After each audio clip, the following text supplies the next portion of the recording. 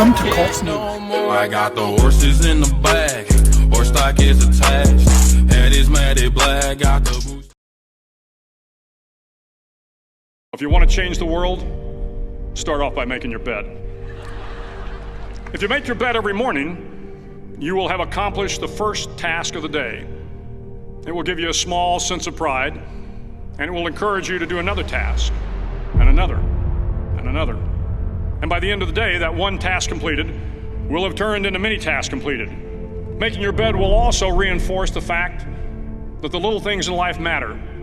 If you can't do the little things right, you'll never be able to do the big things right. And if by chance you have a miserable day, you will come home to a bed that is made, that you made. And a made bed gives you encouragement that tomorrow will be better. To pass SEAL training, there are a series of long swims that must be completed. One is the night swim. Before the swim, the instructors joyfully brief the students on all the species of sharks that inhabit the waters off San Clemente. They assure you, however, that no student has ever been eaten by a shark, at least not that they can remember. But you are also taught that if a shark begins to circle your position, stand your ground. Do not swim away. Do not act afraid. And if the shark, hungry for a midnight snack, darts towards you, then summons up all your strength and punch him in the snout, and he will turn and swim away. There are a lot of sharks in the world. If you hope to complete the swim, you will have to deal with them. So if you want to change the world, don't back down from the sharks. Over a few weeks of difficult training, my SEAL class, which started with 150 men, was down to just 42. There were now 6 boat crews of 7 men each. I was in the boat with the tall guys, but the best boat crew we had was made up of the little guys, the Munchkin crew, we called them. No one was over 5'5". The Munchkin boat crew had 1 American Indian, 1 African American, 1 Polish American, 1 Greek American, 1 Italian American, and 2 tough kids from the Midwest.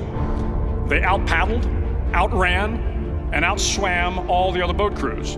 The big men in the other boat crews would always make good-natured fun of the tiny little flippers the Munchkins put on their tiny little feet prior to every swim. But somehow these little guys from every corner of the nation and the world always had the last laugh, swimming faster than everyone and reaching the shore long before the rest of us. SEAL training was a great equalizer. Nothing mattered but your will to succeed, not your color, not your ethnic background, not your education, not your social status. If you want to change the world, measure a person by the size of their heart, not by the size of their flippers.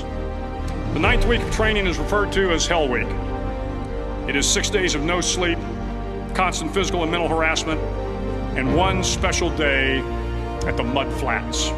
The Mud Flats are an area between San Diego and Tijuana where the water runs off and creates the Tijuana Sloughs, a swampy patch of terrain where the mud will engulf you. It is on Wednesday of Hell Week that you paddle down to the Mud Flats and spend the next 15 hours trying to survive the freezing cold, the howling wind, and the incessant pressure to quit from the instructors. As the sun began to set that Wednesday evening, my training class, having committed some egregious infraction of the rules, was ordered into the mud. The mud consumed each man till there was nothing visible but our heads. The instructors told us we could leave the mud if only 5 men would quit. Only 5 men, just 5 men, and we could get out of the oppressive cold. Looking around the mud flat, it was apparent that some students were about to give up. It was still over 8 hours till the sun came up. 8 more hours of bone-chilling cold. The chattering teeth and the shivering moans of the trainees were so loud, it was hard to hear anything. And then one voice began to echo through the night. One voice raised in song.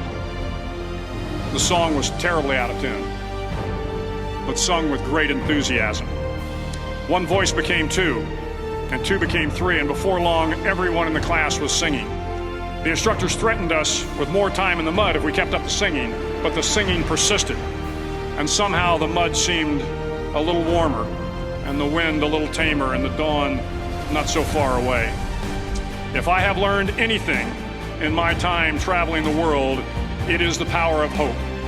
The power of one person, a Washington, a Lincoln, King, Mandela, and even a young girl from Pakistan, Malala.